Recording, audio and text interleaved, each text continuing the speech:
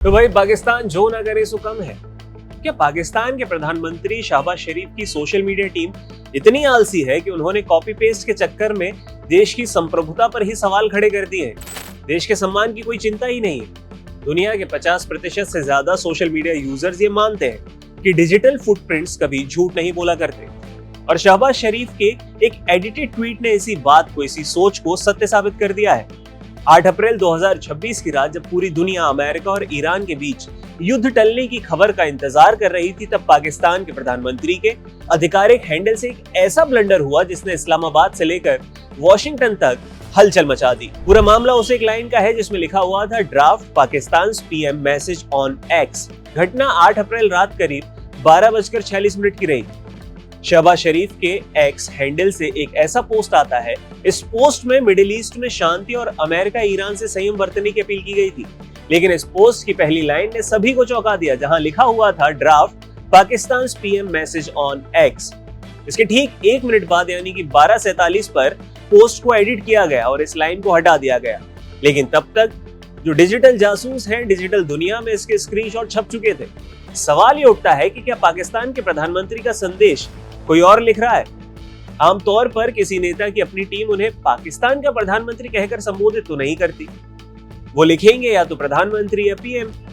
ये संबोधन विदेशी संस्थाओं या दूतावासों के द्वारा जरूर इस्तेमाल किया जा सकता है। इस पर एक बड़े पत्रकार ने दावा किया है कि क्या ये स्क्रिप्ट वॉशिंगटन या इजराइल से लिखी जा रही है। ड्रॉप साइट सबस्टैक के फाउंडर और मशहूर पत्रकार है रयान ग्रिम। उन्होंने इस पर चुटकी लेते हुए बड़ा दावा किया। उन्होंने कहा कि ये पोस्ट किसी पाकिस्तानी ने नहीं बल्कि अमेरिका या इजराइल की किसी एजेंसी के द्वारा लिखी गई है। ग्रिम का तर्क सीधा था कि शरीफ का उनका अपना स्टाफ उन्हें पाकिस्तान का पीएम तो नहीं कहेगा। ये बाहरी ताकतें ही हो सकती हैं जो उन्हें इस तरह से संबोधित करें। इसके अलावा अन्य विशेषज्ञ भी इसे कॉपी पेस्ट का ही शिकार बता रहे हैं, क्योंकि उन्होंने सवाल किया कि अगर ये संदेश पाकिस्तान के विदेश मंत्रालय ने भी तैयार किया होता तो उसमें पाकिस्तान के पीएम जैसे शब्दों का ड्राफ्ट फॉर्मेट नहीं होता। इससे यह अंदेशा गहरा हो गया है कि पाकिस्तान की विदेश नीति की जो बागडोर है, क्या वाकई उनके हाथों में है या संचालन कहीं और से हो रहा है। इस पूरी घटना का बैकग्राउंड समझा देते हैं। अमेरिका और ईरान के बीच शांति दूत बनने की कोशिश की जा रही थी। ये विवाद ऐसे समय में आया है जब पाकिस्तान अमेरिका और ईरान के बीच मध्यस्थता यानी कि मीडिएशन करने की कोशिश कर रहा है। हाल ही में अमेरिकी राष्ट्रपति डोनाल्ड ट्रंप ने ईरान को स्ट्रेट ऑफ होर्मुज खोलने की सख्त डेडलाइन दी थी, जिससे युद्ध का खतरा बढ़ गया था। शहबाज शरीफ ने ट्रंप से इस डेडलाइन को बढ़ाने की रिक्वेस्ट की थी।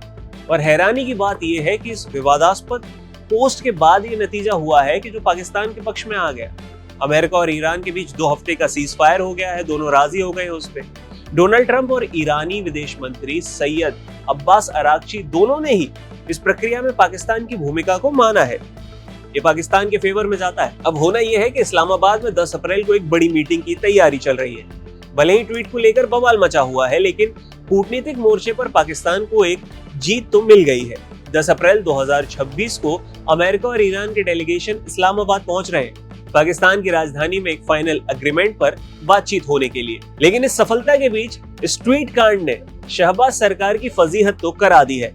विपक्षी दल और सोशल मीडिया यूजर्स पूछ रहे हैं कि अगर शांति समझौता हो भी गया तो इसका क्रेडिट किसे जाने वाला है, पाकिस्तान को या फिर उस अदृश्य लेखक को जिसने प्रधानमंत्री के ट्वीट को ड्राफ्ट किया था। आज के दौर में एक छोटा सा टाइपिंग एरर देश की छवि को किस तरह बिगाड़ सकता है, ये शहबाज मामले में एक ड्राफ्ट शब्द ने दिखा दिया है। इस ड्राफ्ट शब्द ने ये बहस तो छेड़ दी है कि क्या पाकिस्तान की डिप्लोमेसी वाकई आजाद है, उन्हीं की है, या सिर्फ बाहरी स्क्रिप्ट पर अमल किया जा रहा है। फिलहाल पीएम ऑफिस की तरफ से तो कोई सफाई नहीं आई है, लेकिन सोशल मीडिया पर कॉपी पेस्ट पीएम के मीम्स की बाढ़ आ चुकी है। कूटनीति के मैदान में भले पाकिस्तान ने एक गोल दाग दिया है, लेकिन सोशल मीडिया के सेल्फ गोल ने उसकी जीत की चमक को फीका कर दिया है। क्या ये सिर्फ एक मानवीय गलती थी, एक ह्यूमन एरर था, या पाकिस्तान की रिमोट कंट्रोल सरकार का सबूत था?